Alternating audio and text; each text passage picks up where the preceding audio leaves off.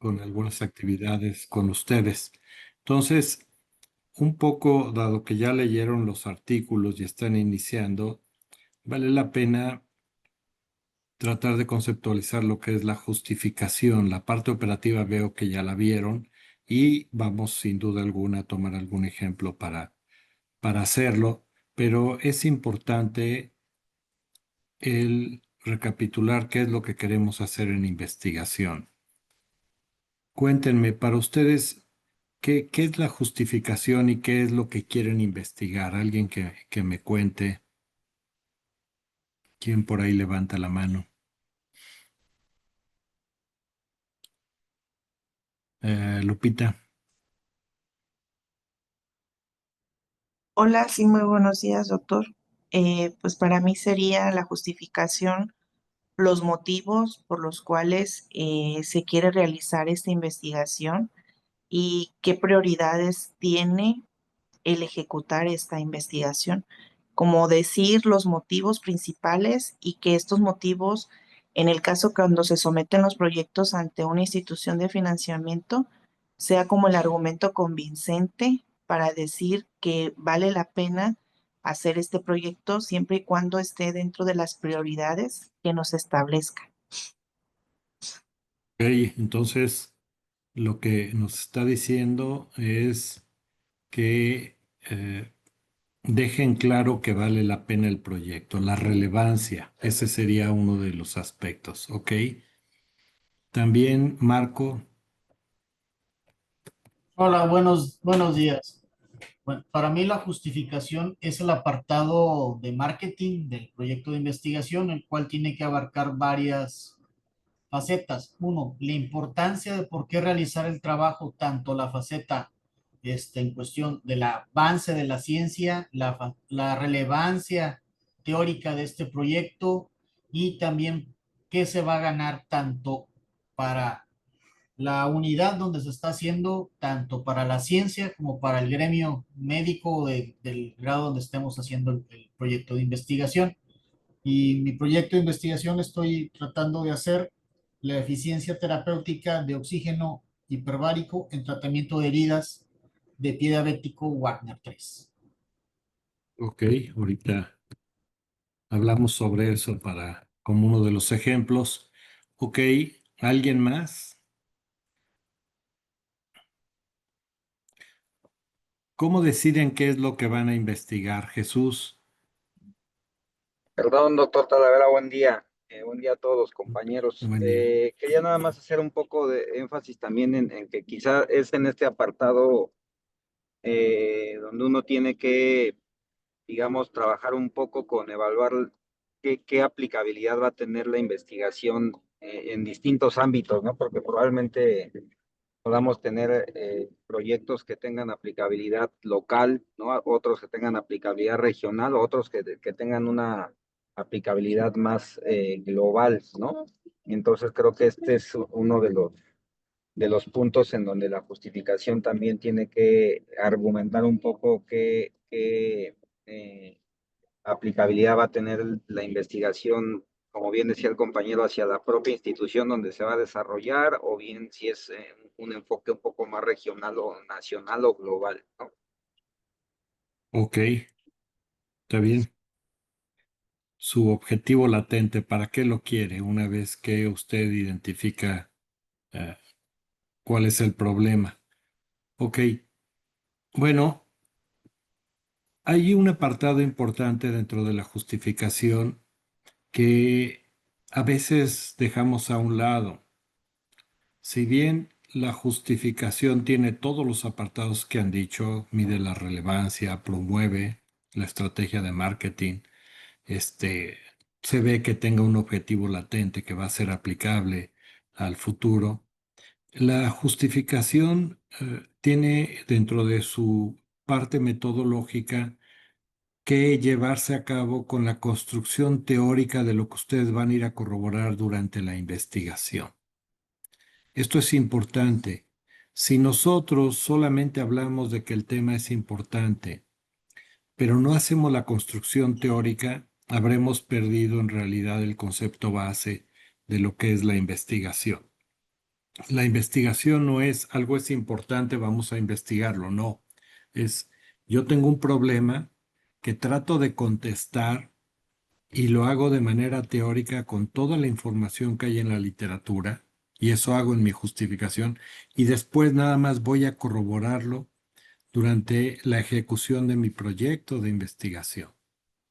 Pero no es hablar de los temas, no hay cosa que no sea importante, todo es importante, sino que tenemos que hacer la construcción. Y por ejemplo, está el estudio que acaba de comentar su compañero de oxígeno hiperbárico.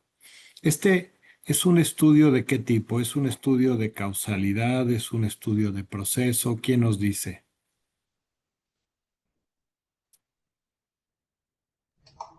¿De causalidad? Sí, jefa, ¿por qué es de causalidad? Porque va a tener un efecto sobre una intervención. ¿Sale? En general tenemos estudios de causalidad y estudios de proceso. Esto es importante tenerlo claro nosotros, porque dependiendo de estos dos conceptos base es que tratamos de explicarnos la vida en general. Es curiosidad humana. Algunos de ustedes les ha de haber tocado algún papá que les decía, ¿para qué vas a hacer eso? ¿O por qué lo haces? Y esas son las dos preguntas que tienen que ver con causalidad. ¿Para qué lo vas a hacer? ¿Qué quieres provocar? ¿Cuál va a ser el desenlace de lo que haces? ¿O por qué lo hiciste? ¿Qué lo está causando? ¿Qué llevó a que lo hicieras? ¿Sale? Ese es uno, los estudios de causalidad. Y el otro es lo que nosotros solamente queremos mostrar sin saber qué lo causó ni hacia dónde va. Yo quiero describir lo que es la diabetes mellitus. Yo quiero describir lo que es la esclerosis múltiple. Solo establezco un diagnóstico. No puedo hacer más allá de eso, pero quiero estar seguro de que estoy clasificando de una manera homogénea a los pacientes. Entonces, en la vida generalmente transitamos con estas dos preguntas todo el tiempo. Y fíjense, esto es lo único que existe en la realidad. Ahorita estamos aquí en el presente, en esta discusión. Pero ¿cuántos de nosotros de repente no ocurre que estamos pensando en los pendientes que siguen? Tengo que una junta a las 9, tengo esto, tengo lo otro. Ya estoy yo pensando en el futuro. Y a veces tengo que hacer esto rápido para al rato. Entonces, otra vez, está el pensamiento de causalidad inherente en nosotros los seres humanos. Y no solamente viviendo la experiencia de estar aquí para comprender las cosas sin importar lo que le va a tocar al rato, le va a tocar al rato, no lo vamos a cambiar. Y lo que ya vivimos, chin, dejé la casa cerrada, no hice la cama, no lavé los trastes, lo que sea. Está uno poniendo el pensamiento en el pasado. Bueno, pues tienen que ver ambos con causalidad. Nuestro presente es consecuencia de nuestro pasado y nuestro futuro va a ser consecuencia de nuestro pasado y de nuestro presente. Y eso es algo importante que tenemos que tener claro en un proyecto de investigación. El otro, si solamente vamos a describir, saber que nos limitamos a eso. Hacer un diagnóstico no significa que vamos a cambiar el pronóstico de las personas o le vamos a cambiar la vida. Solamente vamos a establecer un diagnóstico. Entonces, esa forma de pensar que es propia del ser humano se aplica también en la ciencia. No, como ustedes han visto con el modelo arquitectónico, no hay preocupación de que si el estudio es prospectivo, retrospectivo, que si es de causa y eso no importa. Sí lo tienen que aprender porque es un conocimiento popular y que frecuentemente es mal utilizado, pero solamente para saber cómo recopilaron la información. No más, es solo para ver cuál puede ser la calidad de esa información. Pero lo valioso está en el pensamiento lógico que ustedes tengan, en estas preguntas que se están haciendo. Y esta forma de hacerse una pregunta tiene que ver con un proceso del pensamiento que no es el común denominador. La mayoría del tiempo vivimos entre las emociones, las fantasías y el seguir órdenes. Y ahí se nos va el 95% de nuestras actividades. Pocas cosas nos dan la oportunidad de reflexionar y de cuestionarlas. Y esa es la oportunidad que les da este curso. Algo que se lo van a llevar luego para muchas actividades de su casa. Quienes no tengan pareja verán que van a empezar a cuestionarse, no nada más a ver la maniobra principal, sino a preguntarse, bueno, ¿y cómo son los papás de la pareja? ¿Y qué hábitos tenía? ¿Y qué preparación? ¿Y cómo se cuestiona la vida? Y un chorro de cosas se van a empezar a preguntar. Ni modo. Es parte de los efectos adversos del curso. Entonces, vamos partiendo de que tenemos que hacer una construcción teórica antes de empezar el proyecto. Hagamos el ejercicio de la construcción teórica con el ejemplo que dijo su compañero del ejercicio hiperbárico. ¿Nos puede decir otra vez qué es lo que busca, por favor? Y, ojo, les voy a preguntar a todos, no solo a él, para que entre todos construyamos un poco el modelo arquitectónico desde la referencia de la justificación. Entonces, ¿nos puede repetir su objetivo o su título? Claro que sí, es eficacia de la terapia de oxigenoterapia hiperbárica en tratamiento de heridas derivadas al pie diabético Wagner 3. Ok. ¿Dónde está? ¿Cuál es el estado basal? ¿Quién nos ayuda a que no sea él? ¿Cuál es la maniobra y cuál es el desenlace?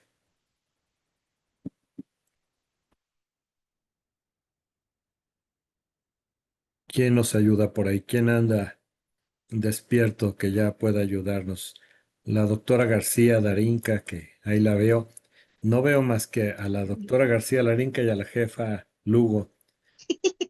Ojalá y Bueno, pudieran por ahí prender más pantallas para ver yo quiénes están y poder preguntarles. Buenos La días, doctor. oímos. ¿Cómo está? Buen día. Bueno, bien, bien, gracias a Dios. Bueno, está el doctor mencionando que va a utilizar cámara hiperbárica en pacientes con Warner, específicamente en pie diabético. Entonces, el estado basal, pues yo creo que son pacientes con diabetes que tengan cierto tiempo de evolución, pero que no tengan, que no hayan desarrollado aún la complicación vascular como el pie diabético. Ok.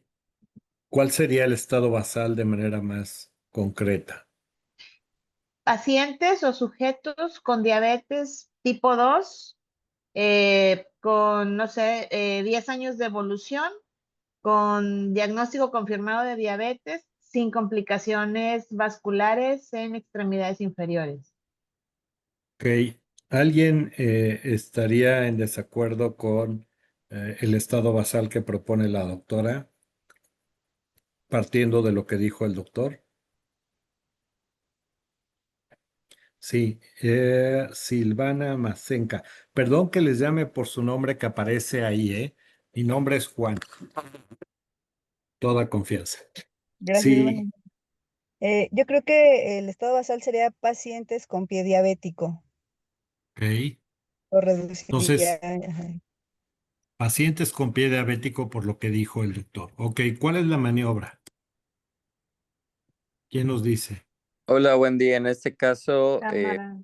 la oxigenoterapia hiperbárica, ¿no? Que es el tratamiento complementario que el doctor desea revisar. Y pues aquí ya tendrá que ver con pues las características propias de ese proceso, con el número de sesiones, las presiones, la duración, etcétera. Y únicamente Ok, agregar en la parte basal, por lo que él plantea de cuál es el efecto de la cámara hiperbárica, yo entiendo que ya son pacientes con pie diabético y que traen ya algún tema de úlceras, necrosis o algún tipo de infección. ok, Y por eso él quiere revisar cómo esta maniobra tiene un mejor desenlace para este tipo de lesiones. ok. Entonces, habría todavía que mejorar el estado basal, con lo que refiere el doctor. Ok, ahora, ¿quién nos dice, a quién se le ocurren 3 distintos desenlaces que va a obtener el doctor? Primero, ¿cuál es el que él refiere? ¿Quién nos dice?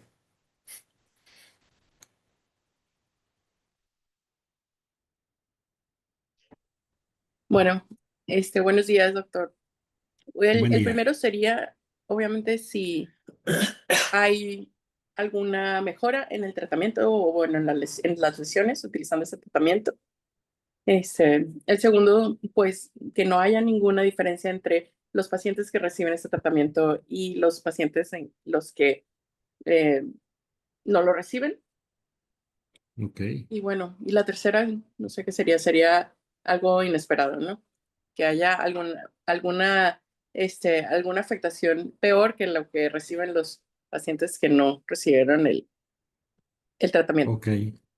¿Alguien más había levantado la mano?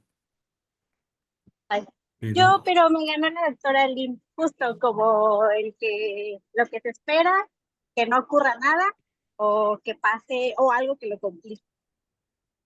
ok, ¿alguien se le ocurre algún otro desenlace? Otro comentario, doctor, no sé si incluso valga la pena justo aclarar desde el inicio, porque se supone que la oxigenoterapia va enfocada a mejorar algún proceso, puede ser cicatrización, infecciones, perfusión, etcétera. Entonces, justamente ahí tendríamos que identificar estos resultados esperados, cuáles son, mejorar la cicatrización, la disminución de infecciones. Entonces, incluso desde el inicio se pueda ir planteando para que se pueda medir ese desenlace. Ok, ¿a alguien se le ocurre otro desenlace? El doctor ya nos dio más opciones. Yo ¿Es creo de usted el que proyecto, doctor? otra, Ah, otra sí lo sería oímos, lo oímos. que tenga el mismo desenlace que si no tuviera la terapia. Que tenga el mismo. Ok, pero ahí no nos está diciendo cuál puede ser este. Jesús y Erika luego. Sí, digo, no sé si lo hayan mencionado porque de momento se me desconectó el internet, pero podrían plantearse desenlaces que evalúen tolerabilidad, por ejemplo, la presencia de algún evento adverso que pudiera estar relacionado con la intervención que se plantea. En este caso, digo, no soy experto en oxigenoterapia, pero no sé qué eventos adversos estén descritos para este tipo de intervención que se pudieran plantear en algún escenario si el diseño metodológico así lo planteara, ¿no? Ok, se refiere tolerabilidad ante el evento adverso. No, no me queda muy claro qué significa, pero bueno, dejémoslo así. Erika, por favor. Sí, yo más bien tengo una duda o comentario en relación a comparar personas que van a llevar esta maniobra y las personas que no la van a tener. En el sentido, también desconozco, pues, si ya, supongo que hay ya evidencia previa de que esto puede ayudarle al paciente. Entonces, en este sentido, no sé qué tan ético sea algunos lleven maniobra y otros no lleven maniobra cuando ya hay un entendido que puede mejorar la condición. Esa parte me surgiría la duda de cómo revisarían, porque si ya hay, insisto, evidencia que esto puede mejorar, pues no podemos dejar a un grupo de sujetos sin la maniobra. Entonces, ¿cómo se revisaría desde esta perspectiva los desenlaces? ¿No? Que entiendo que la intención es mejorar, que la intención es cicatrización, como comentaba y todo, y no sé si ahí vale la pena en un retrospectivo ver cómo evolucionan los pacientes que no llevan esta terapia y en un prospectivo ver cómo evolucionan los pacientes que van a llevar esta maniobra. Ok, esa comparación distemporal es importante desde la referencia metodológica por una gran cantidad de problemas que genera, que seguro lo van a revisar durante el curso, pero todavía no llegamos a la parte de la maniobra comparativa, si es que va a haber o no va a haber, puede no existir ni siquiera, no lo sabemos. Hay también ahí una serie de conceptos que van a aprender en metodología. ¿Qué tanto es posible un estudio sin un grupo comparativo? En este caso, y podría ser, no lo sé. habría que ir avanzando y ver qué quiere el doctor. Pero también levantó la mano Silvana hace un instante. ¿Qué nos iba a contar? Sí, doctor. Bueno, yo pensaría que un desenlace clínico importante para el paciente, o sea, viendo, no sé qué tan complicado sea el paciente con pie diabético, pues su pregunta sería, ¿me van a amputar el pie o no? Si esta terapia va a prevenir Ok, la amputación del pie por un mal tratamiento. Entonces, enfocado a la preocupación del paciente como tal, pensaría en otro ok. desenlace. Bueno, esto es lo que genera cuando no tenemos definido el desenlace. Es importante que dejen muy claro desde su título u objetivo, donde quieran ponerlo, pero lo van a tener que ocupar para la justificación, cuál es el desenlace que quieren medir. Si quieren evitar que le amputen el pie, si quieren resolver una úlcera, si solamente quieren quitar una infección, no lo sé. Lo que se busque como desenlace tiene que quedar en el título. ¿Qué es lo que busca, doctor, como desenlace en su estudio? ¿Nos puede decir? Busco solucionar la úlcera y también Ok, evaluar cómo aumenta la vascularidad con el uso de la terapia de oxígeno en tres sesiones, es decir, un grupo de 15 minutos, otro grupo de 30 minutos y un grupo de 45 minutos. ok. Entonces, su desenlace del doctor es disminuir la úlcera y cómo mejorar la circulación, ¿sale? Ya tenemos, vamos a dejarlo ahí esos dos desenlaces para seguir el ejercicio y vamos a ir construyendo su justificación en todos los apartados. Cuéntenos, ¿quién nos ayuda? Y se vale que usen la inteligencia artificial lo que quieran. ¿Cuál es, para empezar, su estado basal por lo que dice disminuir la úlcera? Son pacientes diabéticos que ya tienen una úlcera por pie diabético. Díganos, ¿cuál es la prevalencia de diabetes mellitus en el país? ¿Quién nos dice? Y recuerden que todo tiene que ir referenciado, ¿eh? Cuando dicen es tal, tienen que decir si es de la ENSA 2023 o de dónde. Pero ¿quién nos cuenta?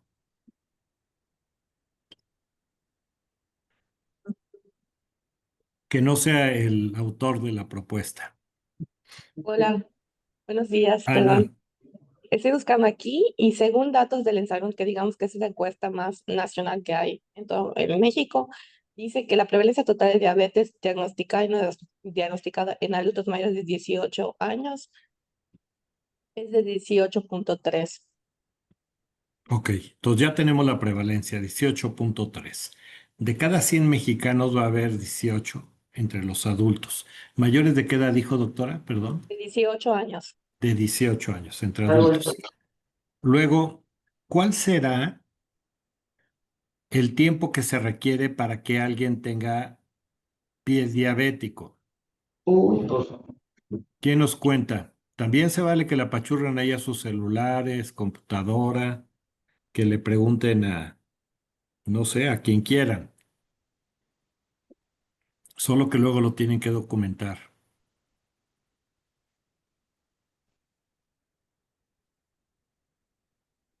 Hasta los coches pueden ayudarles, ahora ya tienen también estos sistemas inteligentes.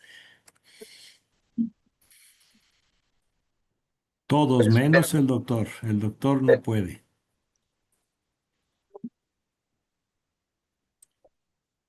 Ok, doctor Sepúlveda, díganos.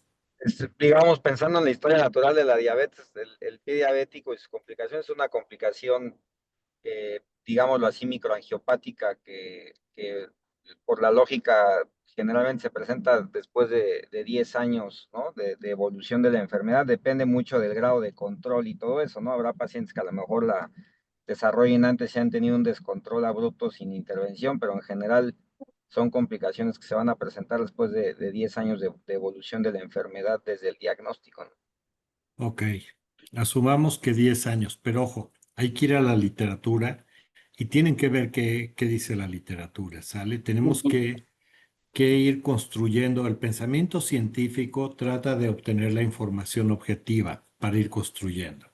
Entonces, Sí es cierto, sí está alrededor de los 8 o 10 años, pero hay que saber con precisión al cuánto tiempo pueden empezar y por qué se consideran alrededor de 8 a 10 años. ¿Qué porcentaje de los pacientes diabéticos tendrán un pie diabético a los 10 años? ¿Quién nos dice? Apachúrrenle por ahí otra vez. Busquen entre todos, tenemos que verlo rápidamente.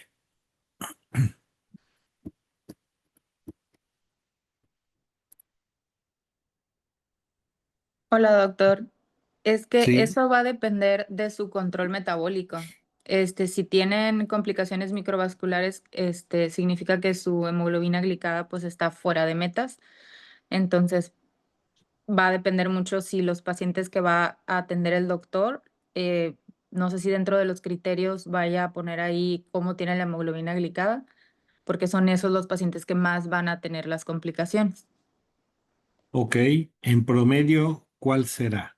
Dentro de De, todos los diabéticos a 10 años. de Ana, 15 a 25%. ¿eso dice la literatura? Pues Eh, encontré aquí una referencia, pero no soy experto en ello. Ok, está bien. Si dice que de 15 a cuánto, doctor? 25. 15 a A 25. 25. Sí. Y Ana, por favor. es parecido, también en un artículo publicado en Diabetes Journal, mencionan entre el 15 al 34%. Ok. Habría que ver por qué 15 y por qué 34%. Independiente de que hay muchos factores que influyen, es importante que nosotros tengamos una idea del promedio. Ya después vamos a empezar a ver detalles más finos, pero empecemos de una manera gruesa. Entonces, fijan, en el estado basal diabéticos tenemos alrededor del 18% de la población. Y de Ujú. estos, alrededor de un 30% a los 10 años van a tener pie diabético. Ahora, de esos que tienen pie diabético, ¿cuántos van a tener úlcera? O lo que ya mencionaron es úlcera en pie diabético. El dato que yo proporcioné es úlcera en pie diabético. Ok, ya tenemos entonces el dato de úlcera en pie diabético. Si es 30% de 18%, ¿cuántos van a ser? Alrededor de 5 o 6 pacientes por cada 100 mexicanos. ¿De acuerdo? Entonces tenemos un problema serio. Es un problema muy grande. Ahora, si yo, eso es lo que tenemos, un 30% dentro de los pacientes diabéticos. Ya tenemos nuestro estado basal, 5 a 6% de toda la población mexicana. De esos, ¿cuántos va a, como el doctor quiere recuperarse de la úlcera, cuántos de esos 30% dentro de los diabéticos que tienen una úlcera, en cuántos va a haber una recuperación de manera espontánea? ¿Quién nos dice?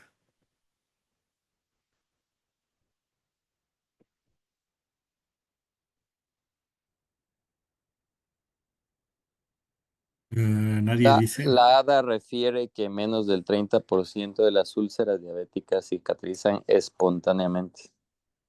Menos del 30%. Entonces ya sabemos que de manera espontánea, alrededor de un 30% se puede resolver, pero el 70% restante no. ¿Qué tratamientos ya se reconoce que sirven para resolver la úlcera, doctor Sepúlveda? Usted que es el experto, díganos qué tratamientos ya existen que sirven para la úlcera de pie diabético. Está apagado su micrófono por si Ay, está Dios. hablando. Bueno, pues en general, digamos, puede haber medidas locales, ¿no? Que se pueden utilizar, ¿no? Habrá que ver qué tipo de úlcera es, ¿no? Porque si es una úlcera infectada, pues tendrá que llevar manejo antibiótico. Si no está infectada, pues el uso de tratamientos tópicos que favorezcan la cicatrización, la angiogénesis a nivel local son estrategias, además del control metabólico de la enfermedad también.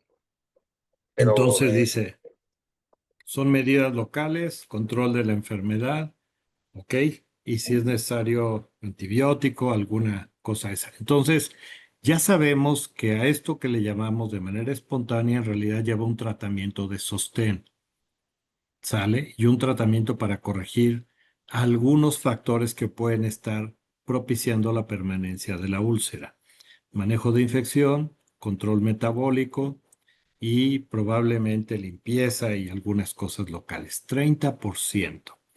Entonces, ya tenemos cuántos se van a resolver solos, solos en teoría porque reciben todas estas terapias de sostén y de limpieza. Lo que tiene que decirnos el doctor es cuando meten al paciente a la cama hiperbárica, ¿qué porcentaje adicional a estos van a mejorar?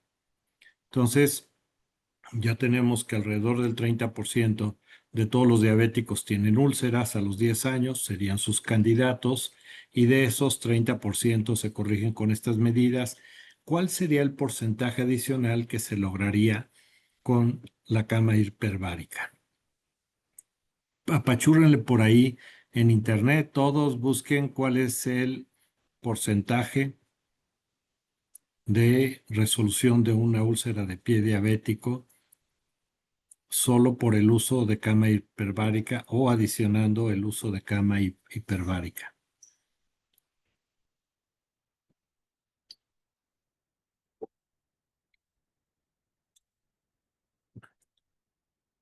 ¿Quién ya lo encontró? María, Gabriela, Alberto, ¿quién nos dicen por ahí? Ángeles, Arlen, Arlén, oímos. buenos días. Sí, el porcentaje de curación reportado con la oxigenoterapia hiperbárica está alrededor del 52%, versus 29% al tratamiento convencional. Ok, Un reporte de 52% diabetes Care. con cama hiperbárica. Ok. Lupita, Sí, doctor, buen día. Yo encontré aquí que es hasta el 25%, en donde usan estudios comparados con grupos de control y con placebo. ok. Entonces dice 25%. ¿Es 25% adicional contra el placebo o es 25% y el placebo es, no sé, del 10, del 15? ¿Dice algo de eso? No, nada más dice que hicieron comparaciones y que el mayor porcentaje de curación fue del 25% en los diabéticos. Nada más, pero no nos Sí, dice en el otro grupo comparativo. Ok, ahí no lo no, sabemos. Ok. gracias. Ruth, gracias a usted. Ruth, está apagado su micrófono. Ruth Cabriales, Doctor, yo, tiene la mano levantada, pero no la oímos porque está apagado su micrófono. Bueno, Ya, ya, ay, gracias. perdón, perdón, no me fijé. A ver, le comentaba que aquí me arrojó diferentes estudios. Eh, en uno de ellos dice que úlceras de pie diabético, pacientes que completaron 35 sesiones, hubo un 61% de mejoría, comparación con el 27% con tratamiento estándar. En Ok, otro estudio, dice pie diabético infiltrado por número de sesiones, el 60%. En otro ok, estudio, úlceras por pie diabético, revisión con seguimiento a un año, 65%, 62% en comparación con el 29% con el tratamiento estándar. ok, Úlceras venosas de pierna no reparadoras, 63% lograron curación completa o casi completa. Y hay otro que es una serie clínica antigua sin grupo control fuerte. Es una serie de casos de diabetes con úlcera grave de 18 pacientes tratados, el 89% mejor. ok. Entonces, al parecer, con todo lo que nos dan aquí, doctor, Sepúlveda, por favor. Sí, perdón, nada más estaba yo checando datos de Pullet, o sea, ya agrupados de revisiones sistemáticas. habla en general por ejemplo, en outcome de curación, o sea, de mejora de la herida en favor de la cámara hiperbárica versus terapia estándar de 1.9 de riesgo relativo y de reducción de amputaciones mayores, un riesgo protector de 0.29 con intervalos de confianza, digamos, que no atraviesan el 1, ¿no? Y el mayor beneficio sobre úlceras que son isquémicas, que es el mayor beneficio de la cámara hiperbárica. Ok, bueno, entonces ya tenemos, si se fijan, datos para construir. Lo que tendría que plantear en su justificación el doctor es la relevancia del problema, empezando por la prevalencia, diciéndonos es que esto es un problema masivo, que el 18% de la población mexicana adulta es diabética, que de estos alrededor del 30% a los 10 años van a tener una úlcera de pie diabético y que de ellos solamente alrededor del 30% se resuelven con medidas generales, pero que al agregar una cama hiperbárica, sin tener que dar especificaciones de qué tan frecuente ni demás, siempre que sea algo factible, porque si tiene que vivir en la cama hiperbárica es un problema, pero si son sesiones a las que va con alguna regularidad sin que implique un gran esfuerzo, entonces decir que con eso se puede todavía lograr la resolución de alrededor de otro 30%. Entonces, fíjense cómo plantea el problema, pero también ya nos dio el resultado que él espera encontrar en su proyecto de investigación. Ya no los está dando con esta información. Entonces, ¿qué es lo que hace uno en la justificación? Construye teóricamente lo que va a ir a encontrar en el estudio. No nos ha tocado todavía, y no lo hemos tocado, todos los demás factores que pueden influir. Y aquí habría que irlos agregando. Habrá que ver en los estudios que refieren estas ganancias del 30%, qué características tienen los pacientes, porque ya mencionó el doctor que siempre hay que sea algo isquémico. Entonces, si es por algo isquémico, habrá que ver cuál es la definición de que una úlcera de pie diabético es por algo isquémico y cómo se hace ese diagnóstico. Levantó la mano Brenda. Brenda Medellín. No sé si quería. ¿Sí me escuchan? Sí. Ah, bueno. Sí, lo que pasa es, bueno, yo soy cardióloga intervencionista y como estoy escuchando el tema de las úlceras isquémicas, me llama la atención si no sería variable confusora o cómo se toma, bueno, según el Rich Cardiovascular Registry, estos pacientes pueden el 11% tener insuficiencia arterial periférica con lesiones femoral, superficial, femoral profunda, tibiales. Entonces, digo, aquí se habla de una cámara hiperbárica, pero de estos pacientes, ¿cuántos son llevados a angioplastía tibial, angioplastía femoral? No, ¿esto podría ser variable confusora o este tratamiento no se va a utilizar? Sí, no sé si lo va a utilizar el doctor, pero está muy bien lo que usted menciona. Nada más que esas son maniobras periféricas. Todavía no irían en nuestra justificación, no lo que pueden hacer de maniobras para resolver el problema de maniobras periféricas, pero sí la causa. Entonces, si ya nos está hablando de que este es un problema isquémico, habría que pensar en realidad cuáles son los criterios bajo los que entraron los pacientes en los estudios que hubo un beneficio adicional del 30%. Pero eso lo van a tener que hacer estudio por estudio. Por eso no es recomendable que se vayan a revisiones sistemáticas, a metaanálisis. Yo les diría, no es lo recomendable porque ahí hay de chile, de mole, de dulce, de todo. Y es como un pool y a ver quién gana. Lo que importa es entender en artículos originales cuáles son las características de los sujetos que están funcionando. Entonces, si tenemos un beneficio de 30%, es un beneficio gigantesco, habría que ver cuáles son sus características de esos pacientes que la cama hiperbárica puede lograr ese beneficio adicional. Asumiendo que los estudios están bien hechos, son muchos estudios que lo mencionan, y entonces hay que caracterizar muy bien a quienes se incluyeron en el estudio. ¿Qué factores adicionales influyen en la recuperación de esto? Porque ya mencionamos medidas de sostén, ya mencionamos adicionar la cama hiperbárica y ahora viene todo lo que hay alrededor, pero antes de nuestras decisiones terapéuticas es todo lo que ha causado esta úlcera. Entonces, ¿qué factores influyen en la corrección o no de esta úlcera? ¿Qué otros factores? Cuéntenme. Por ahí mencionaron el control de la glucosa. Sale. ¿Qué porcentaje de los diabéticos logran un control adecuado? ¿Quién me cuenta?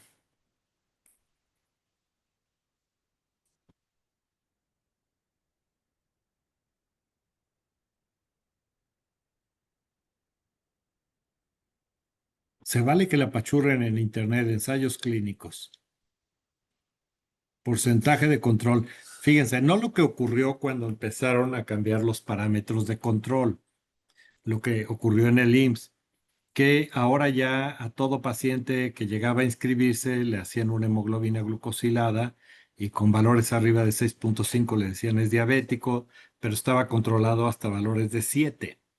Entonces, bueno, pues encontraron una gran cantidad de pacientes que ya estaban controlados desde el ingreso y entonces parecía que ahora se hacían mucho mejor las cosas porque ya se controlaban los pacientes. Y además, dado que se controlaban, se retrasó el daño a órgano blanco, lo cual tampoco fue cierto. Lo que ocurrió es que al meter a tantos pacientes que se desconocían con valores más tempranos, ocurren dos fenómenos.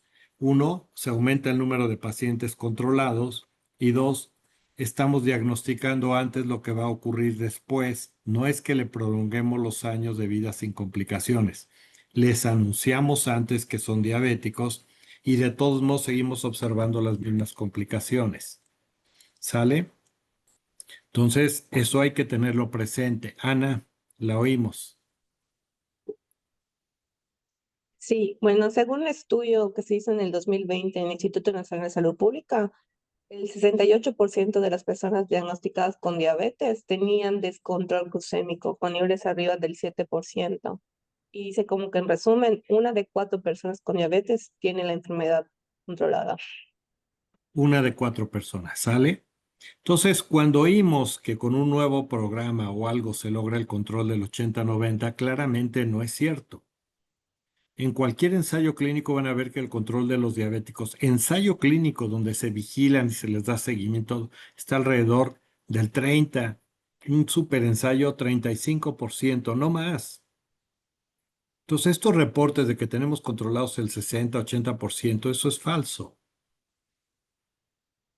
Se está reportando nada más los pacientes que están controlados, casi casi. Pero no es la realidad. Tenemos que aceptar que no, y no ocurre en ninguna parte del mundo. O sea, eso es importante reconocerlo, porque si no nos autoengañamos. Es como pensar que por detectar las neoplasias, aparentemente de manera anticipada vamos a cambiar lo que es el curso clínico de la enfermedad o la historia natural. No parece ser del todo cierto. Lo mismo nos ocurre con la diabetes. Entonces, tenemos que el control glucémico influye.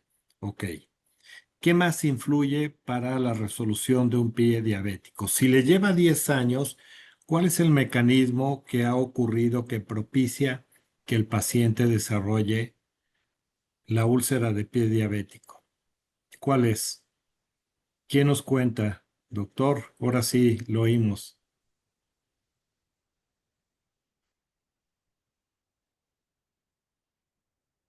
Sí lo oímos, doctor Sepúlveda.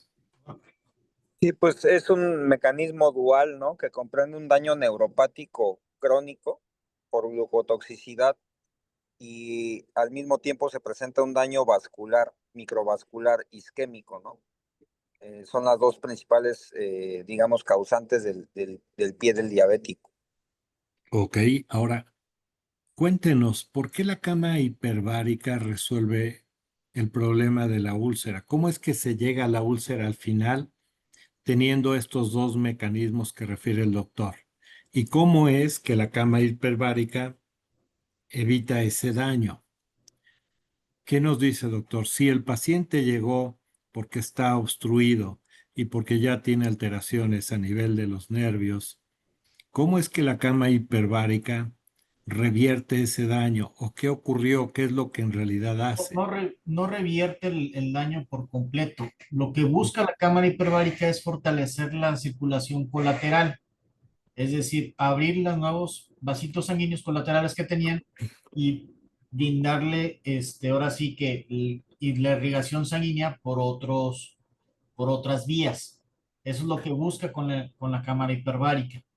Pero Ok, el daño per se ya se va a quedar y se va a requerir un tratamiento de angiología o un poco más agresivo para poder tener esa reparación. ok, entonces no quita el daño. Se presupone que aumenta el flujo arterial colateral.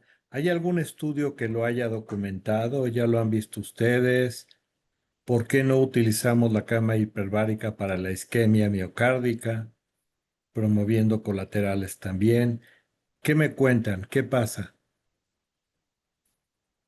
¿Hay alguien que lo haya documentado con una biopsia de antes y después de la cámara hiperbárica alrededor de la úlcera, que nos digan, miren, sí mejoró toda la circulación colateral? ¿Cómo la cama hiperbárica promueve la aparición de colaterales arteriales que mejoren la circulación de un diabético que ya tiene un deterioro masivo de sus arterias?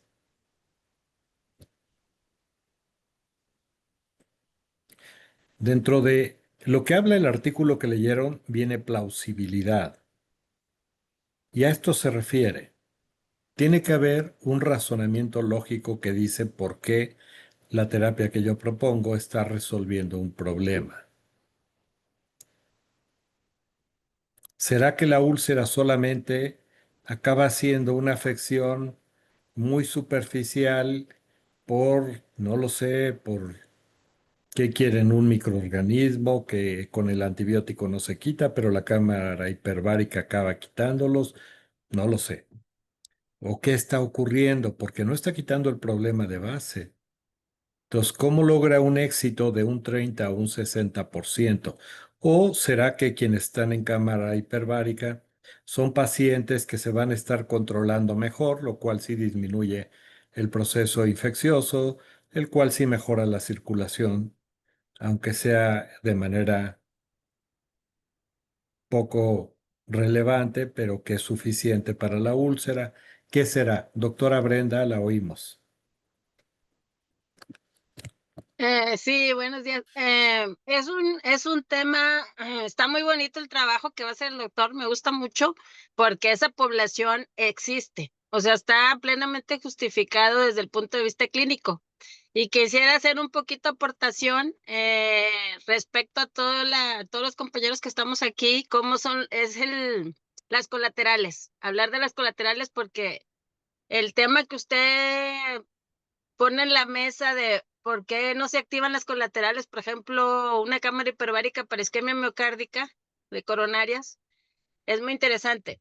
La circulación colateral existe desde el nacimiento. O sea, las colaterales a veces uno cree, se formaron porque a los 40 años no. O sea, las colaterales ahora sí que ya las traemos. Naces con las colaterales, pero están cerradas, ¿verdad?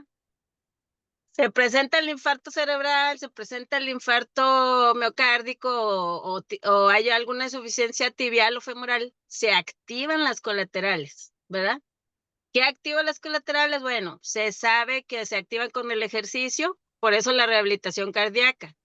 En el tema de insuficiencia arterial periférica es un tema bastante difícil, que cualquier maniobra que vaya a dar algo de mejoría es completamente relevante para la población, porque las tasas de éxito en la angioplastía femoral, tibial, no son del 100%, como quisiéramos. Entonces, digo, el trabajo está muy justificado, no sé cómo lo llaman ustedes en la estadística.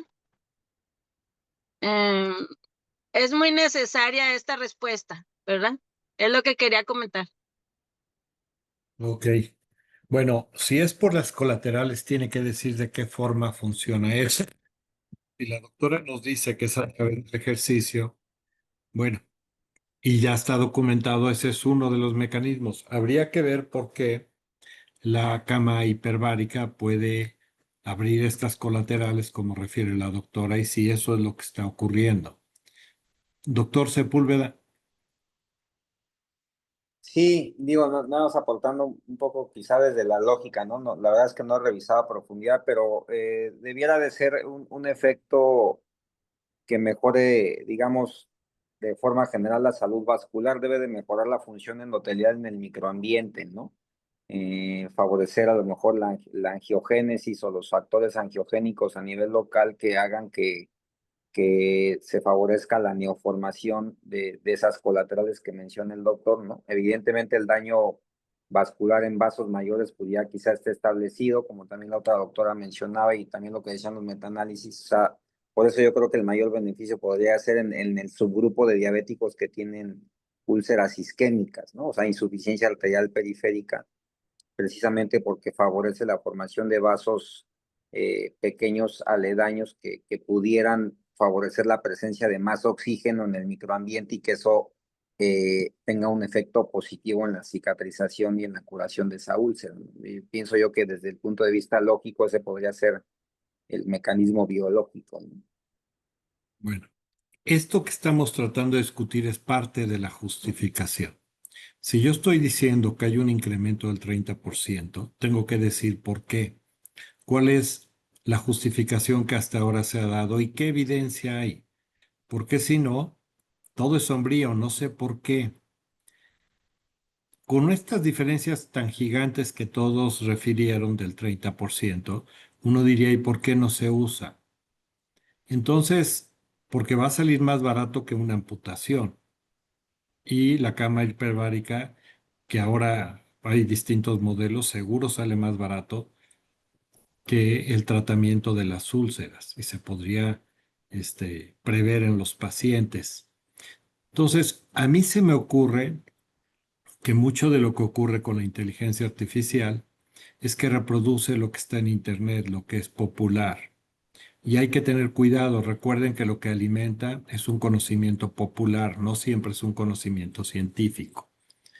Pero cuando ustedes le preguntan a todos estos sistemas, a veces les pone a un lado la referencia. Traten de leer las referencias. Entonces, mi invitación para este proyecto, ya que hemos ido discutiéndose cómo se construye la justificación, necesitamos que ustedes, por curiosidad, revisen algún artículo de cama hiperbárica en úlceras de pie diabético para la resolución de la úlcera y que vean si de verdad ocurre y en qué porcentaje y si están bien hechos y en qué tipo de pacientes son. Entonces, como pueden ver, eso es lo que hacemos en la justificación, es contestar nuestra pregunta. Y una de las consecuencias que va a ocurrir es que cuando una respuesta ya es muy clara, si de verdad es el 30% y si de verdad es en la cicatrización de la úlcera y resolución, y no que digan, ah, bueno, es que hubo mejoría porque se resolvió un día antes. Ah, bueno, hubo mejoría porque se redujo la úlcera un 10% más que con el tratamiento habitual. Ah, bueno, hubo mejoría por esto, por lo otro. No, se resolvió de verdad. Entonces, uno diría, ¿es necesario hacer un proyecto adicional o tendríamos que estar ya comprando camas hiperbáricas para todos nuestros hospitales para tratar a nuestros pacientes? Porque es una enfermedad muy prevalente y con un problema muy serio. ¿Sale? Este es el proceso de construcción de una justificación. Y como dice el artículo, si se responde su pregunta con la literatura, pero con la literatura científica bien hecha, ahí nos debemos de quedar. No tiene sentido seguir haciendo experimentos para demostrar que algo sirve o que no sirve cuando ya está definido.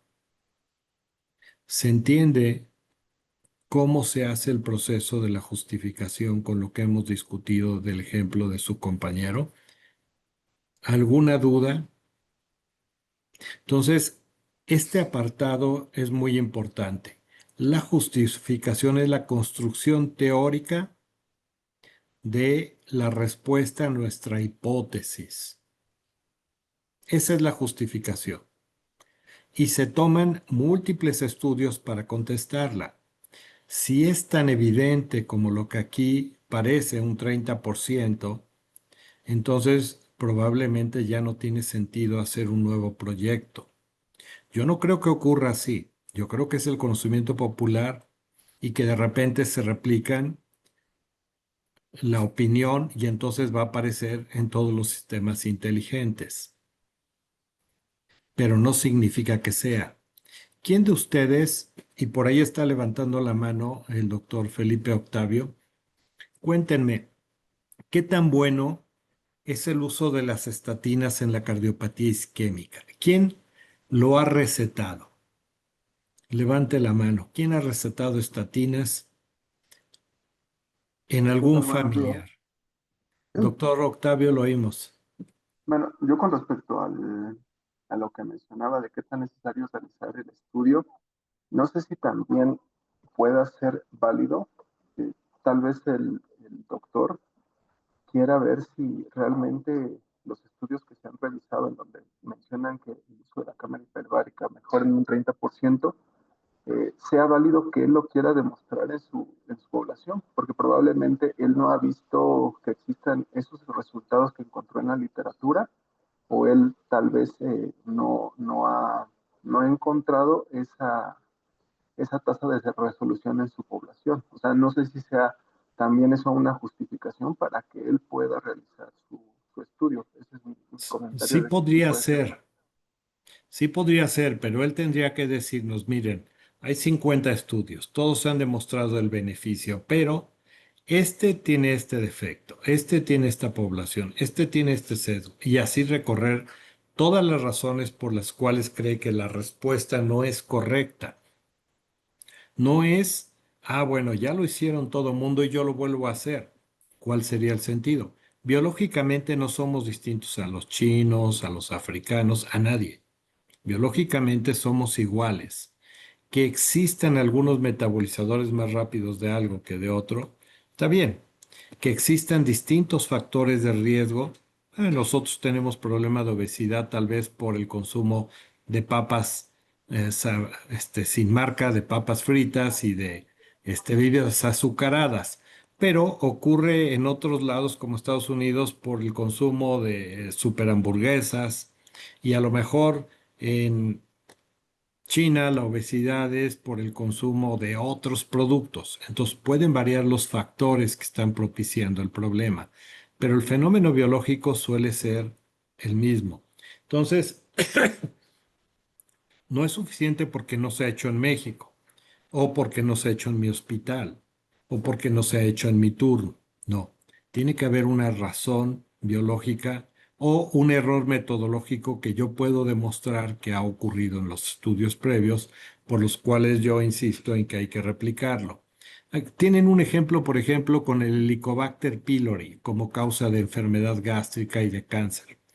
Bueno, Helicobacter pylori, la prevalencia es altísima en nuestra población y en todo el mundo, pero la prevalencia, la incidencia de cáncer de estómago afortunadamente no es tan grande. Entonces, ¿cómo es posible que todo el mundo tenga el bicho, 80% de la población en distintos momentos, y no a todo mundo le dé cáncer de estómago? ¿Cómo es posible que 80% tenga el bicho, pero no el 80% tiene síndrome ulceroso? Pareciera que solo cuando no encontramos cómo resolverlo de otra manera, entonces sí es el bicho. Entonces, y hay más de 10,000 artículos y unos que hablan que sí y otros que no. ¿Para qué querríamos hacer otro más si cuando hay tantos, lo lógico es que no hay resultados congruentes porque la asociación no es tan grande. Si existiera debe ser mínima. Y entonces no tendría sentido pensar que es causa de.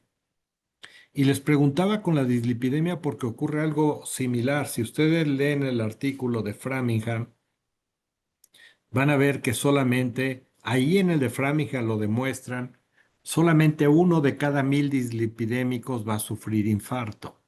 1 de cada 1000. Entonces, ¿por qué le damos a todos hipolipemiantes si solamente 1 de cada 1000 va a tener infarto? ¿Qué hay de los efectos adversos? ¿Qué hay de los costos?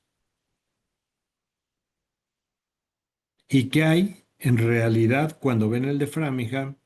¿Qué hay de la obesidad? Porque ellos no metieron la obesidad porque entonces pierde el efecto la dislipidemia. Entonces, de verdad la dislipidemia, fuera de las dislipidemias familiares, la dislipidemia es causa de infarto. Y luego le echan la culpa a nuestros genes. No los tienen más allá del 5% de la población mexicana. Y entonces, ¿cómo el 80% tenemos dislipidemia? Esto es lo que tenemos que ser objetivos a leer. Y tiene uno que ver si hay errores técnicos en el diseño del estudio o si simplemente nos hemos quedado con ideas prefabricadas y que ya asumimos que así son. La medicina basada en la evidencia y las guías clínicas solo sirven en la etapa inicial de la formación, para el R1 en sus primeros meses, donde tiene que resolver cosas y todavía no ha tenido el tiempo de aprender y reflexionar, pero no para los médicos formados. O díganme si agarran una guía y la siguen para tomar una decisión. ¿Quién nada más dice, el fármaco A le gana al B, entonces uso el A, y me olvido del paciente, de su tiempo de evolución, de la enfermedad, de los tratamientos previos, de los antecedentes? No, nosotros vemos personas que tienen una gran cantidad de factores alrededor. No es nada más, tiene esto, le doy esta pastillita y le resuelvo. No puede ser que pensemos que al paciente cardiópata le vamos a evitar un infarto con una aspirina, cuando al señor le ha llevado 50 o 60 años llegar a ese grado de deterioro de sus arterias. No hay pastilla mágica que revierta lo que tiene. No hay. Entonces tenemos que empezar a ver de una forma más global todos los factores y cuando proponemos una maniobra, tenemos que justificar por qué dentro de todo el contexto esa maniobra puede implicar un beneficio. Esto que acabamos de ver de la cama hiperbárica suena fantástico, pero sorprende que no esté estandarizado como parte de los tratamientos en todos nuestros hospitales. O hemos sido muy descuidados que no hemos hecho caso de una evidencia contundente o no existe evidencia contundente y la mayoría son estudios donde el grupo comparativo no se le da todos los demás cuidados o donde el grupo comparativo no tiene el mismo control metabólico o donde. Habría que ver todos los factores porque sí sorprende que ante tal magnitud de beneficio no esté ya estandarizado, porque ya no cuestan tanto las camas hiperbáricas y salen más baratos que una amputación. Entonces creo que eso nos muestra también cómo cuando tenemos una hipótesis tenemos que ir a hacer una revisión cuidadosa de la literatura para fundamentar todo y aceptar cuando lo que ha ocurrido es que nos ha faltado revisión de los temas y que por eso creemos que las cosas se dan de una o de otra forma. Cuéntenme, ¿quién de ustedes en su área de trabajo ha habido 10 artículos en el último año que haya modificado su forma de tratar a los pacientes? Que nos levante la mano, ¿quién? No creo que haya alguien. Alma, cuéntenos. ¿De qué área es usted? Y cuáles han sido esos artículos, más o menos. Hola, muy buenos días a todos. Yo soy médico familiar de la Ciudad de México, aquí en zona norte del IMSS, en la UMF 15. Y lo que yo he estado últimamente estudiando y que ha cambiado mucho mi forma de trabajar con el paciente es con resistencia a la insulina. Justamente empezarme a documentar de cómo funciona, de dónde se deriva, quitarme la idea de que deriva solamente del incremento de la grasa, ¿no? Cambia completamente la forma en la que hay que tratar a los pacientes. ¿Desde cuándo? ¿Desde cómo formar el diagnóstico? Si solamente pedimos insulina o se requieren otras cosas, ¿no? Para mí ahí fue el cambio. Ok, pero ojo, mi pregunta es artículos nuevos, originales en el último año. Nosotros, para ser expertos de un tema, tenemos que invertir muchísimos años de nuestra vida en la lectura y en la generación de información. Como médicos, cuando menos para tener una gran experiencia, tendríamos que leer todo lo que hay del tema y hacer esto que acabamos de hacer ahorita con la justificación de cada tema que vemos. Eso fue Ana, ahora Alma, la oímos. Y ¿Manda? luego Scarlett. Ahora la Eh, oímos, Alma. ¿Qué nos iba a decir? Y es que reconocer así que haya habido una lectura tan analítica con respecto a los estudios, yo creo que no. Más bien el conocimiento se construyó a partir de quererme yo contestar porque algunas cosas no funcionaban. Ok. Encontré otro tipo de camino, ¿no? Pero sí sería muy interesante volver a revisar todo lo que ya revisé de la forma de la que lo hicimos hoy para saber si se modifica, ¿no? Sí, y le aseguro que si usted ve 10 patologías en el 80% de su población de pacientes, lo puede hacer en un año, 10 patologías y que revise de cada uno 20, 30 artículos que han ocurrido en toda la historia. No va a tener usted más de 300 artículos, puede leer uno al día. No necesita tampoco leer tantos. Y se puede. Scarlett Brito, por favor. Está apagado su micrófono.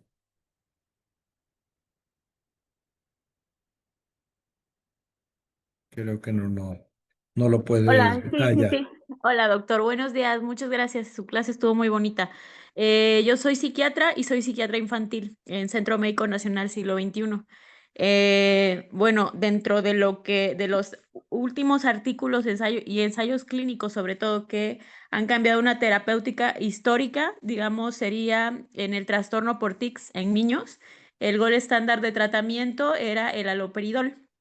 Entonces, recientemente se hicieron ensayos clínicos y se han corroborado con distintas cohortes y también con distintos grupos clínicos, ¿no?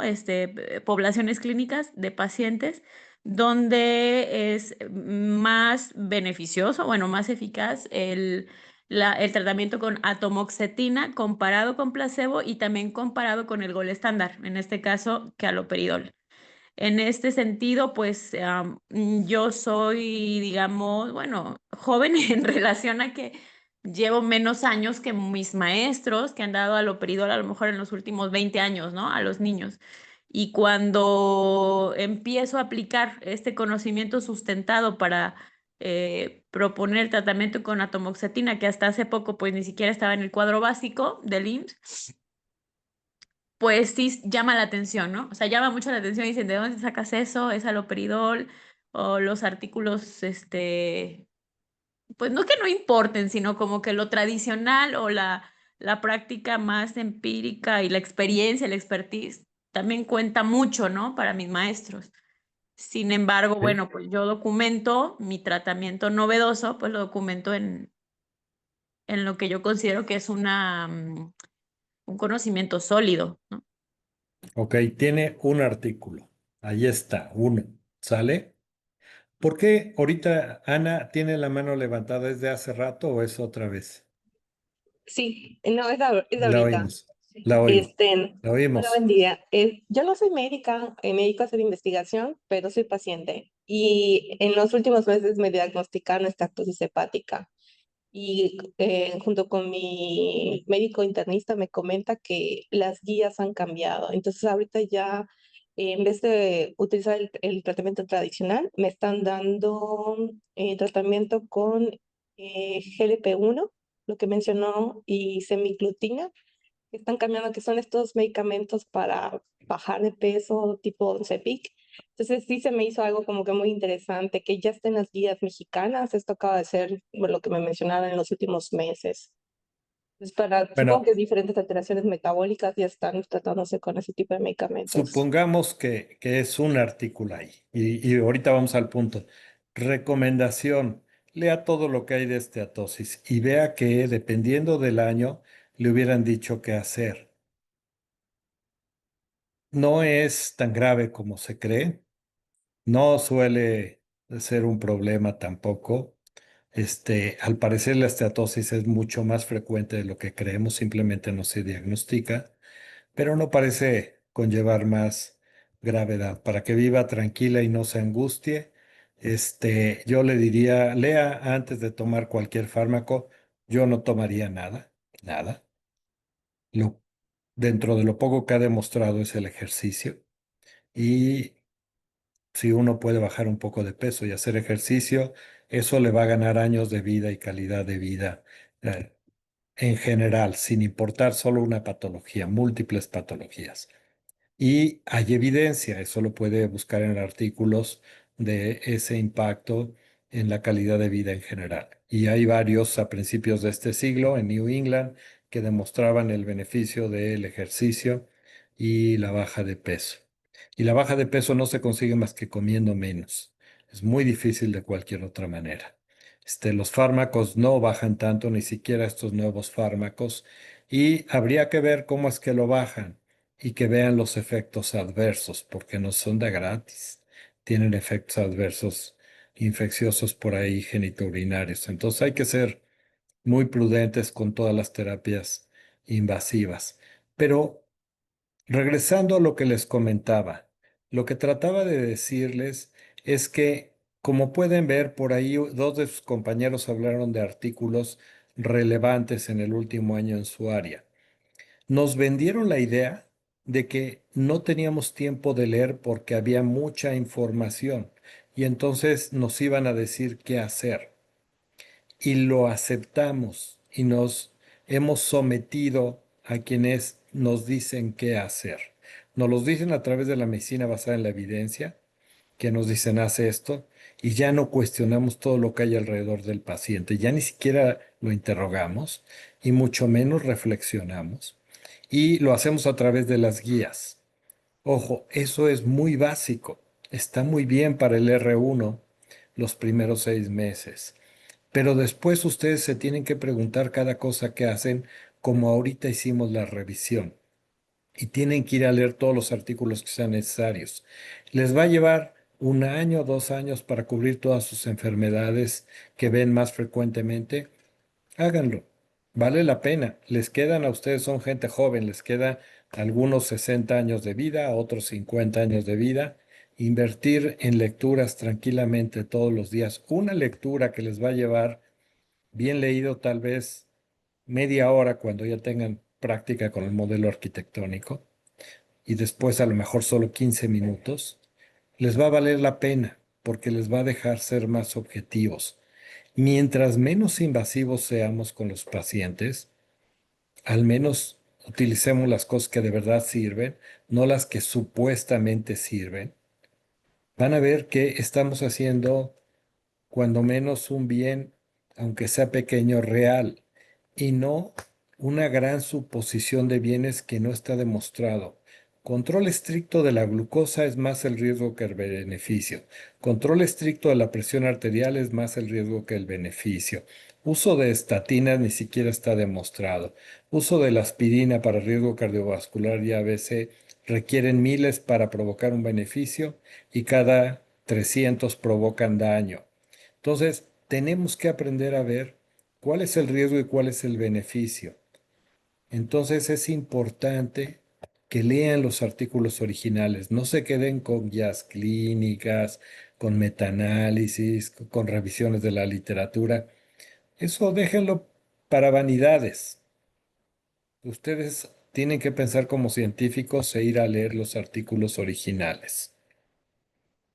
Nos han hecho mucho daño los últimos 30 años diciéndonos, ustedes no tienen tiempo para leer, nosotros les decimos qué hacer. No, ustedes tienen tiempo para leer un artículo al día, háganlo. Es una inversión que les va a redituar toda la vida en ser más objetivos, incluso en sus cosas cotidianas. De verdad, uno de los ejercicios que hacemos cuando era en vivo este curso era ver cómo seleccionan pareja, porque a veces lo hacemos nada más por puro instinto. No es malo el instinto, a veces es mejor, pero podríamos ser objetivos y ustedes podrían ver cuál era su desenlace que buscaban, cuál era la maniobra principal, cuáles son todas las periféricas, cuáles son los antecedentes. Es decir, lo que quiero que vean es que este modelo de causalidad lo hemos usado como seres humanos toda la vida, pero el modelo arquitectónico se los describe de tal manera a detalle que ustedes pueden implementarlo en lo que quieran, pero sin duda alguna en su quehacer clínico de todos los días. Entonces aprovéchenlo no solo para hacer un proyecto de investigación, aprovéchenlo para tomar las decisiones todos los días, poco a poco. Y sí se puede. ¿Sale? No sé si hay algún comentario. Vimos un ejercicio. Entonces, la justificación es la construcción teórica de la respuesta a nuestra hipótesis. Desde la justificación ya sabemos qué vamos a encontrar durante la ejecución del proyecto. Los proyectos no son para ir a ver qué ocurre. Tampoco hay hasta un pilotito. Eso es una agresión hacia las gentes que aceptan participar. No existen los pilotos. Cuando uno hace un proyecto, uno lo hace bien.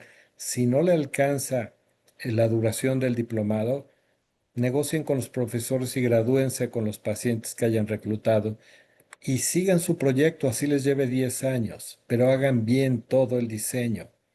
No hagan las cosas a las de ahí se va para acabar, no, háganlo bien y aunque no acaben, se graduarán. Pero lo que importa es lo que aprenden. Tenemos que hacer bien las cosas. Suri, Hola doctor, buenos días, muchas gracias por la presentación, bastante interesante el abordaje de cómo plasmar la justificación o cómo involucrarnos en nuestro tema de interés. Eh, Aparte de lo que usted ya nos compartió, los compañeros también hicieron lo propio. Quiero comentar que me quedo con, además de todo esto, con parte de la introducción que se nos dio a través del video de YouTube. Y quiero resaltar esta parte de que la justificación es hacer justo nuestro proyecto de investigación. Y cuando hablamos de justicia, hablamos de un aspecto ético-moral sumamente importante que tiene de trasfondo todo este manejo de la teorización del fenómeno que estamos tratando de abordar y de buscar una respuesta. Y cuando decimos esto es llegar precisamente a la frontera, al fondo del conocimiento. ¿Qué se ha hecho bien? ¿Cómo se hizo? ¿La metodología fue correcta? ¿Es alcanzable con los recursos que tengo? ¿Qué se conoce? ¿Es pertinente realmente el desarrollar un estudio que ya se conoce sus resultados o que se han encontrado fallas metodológicas? Entonces, todo este abordaje crítico al momento de buscar una respuesta a nuestra pregunta de investigación, pues nos va a ayudar a definir si realmente vale la pena el esfuerzo o definitivamente buscar una nueva opción. Muchas gracias. gracias, doctor. ¿Algún otro comentario? Nos queda un par de minutos.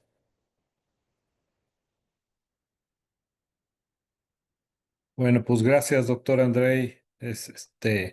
Siempre será un gusto estar con ustedes. Entonces, espero me sigan invitando. Y un Fue su abrazo caso, para más bien. todos.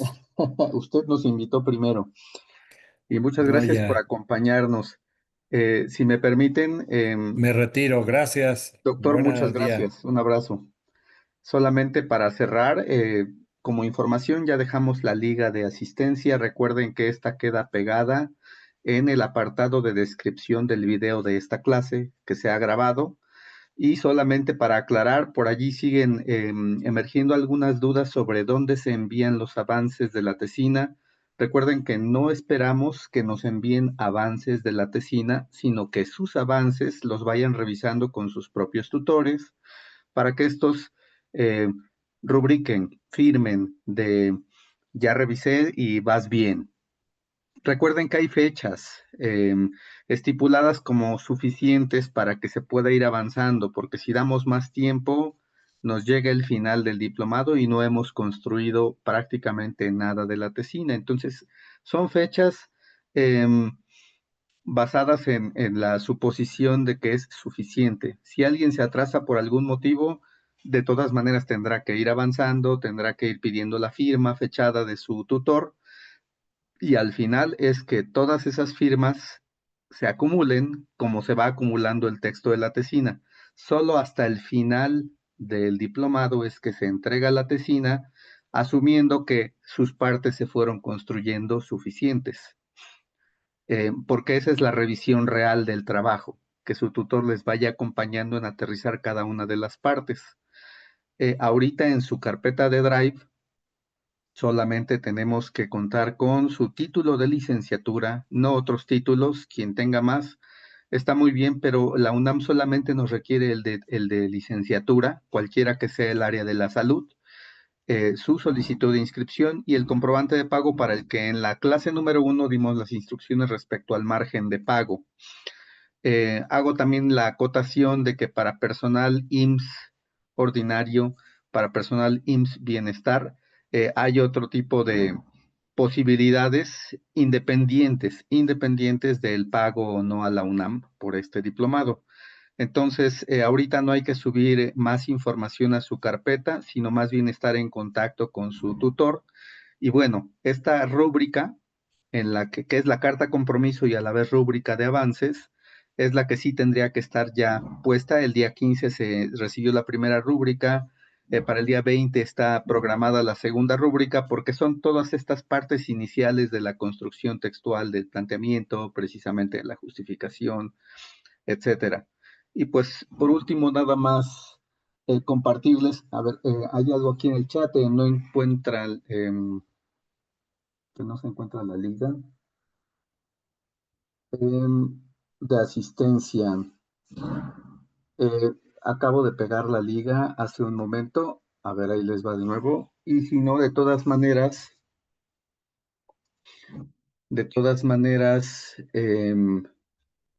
la liga se queda pegada en el apartado de descripción del video de la clase. Entonces pueden consultarla ahí en el transcurso de la siguiente, que ni siquiera son las 24 horas. En cuanto se publica el video, llega a ser hasta 48 horas y no hemos cerrado el registro. Recuerden que esto es pues más un ritual administrativo que algo muy importante, el picarle ahí de ya vi la clase o de sí estuve en la clase.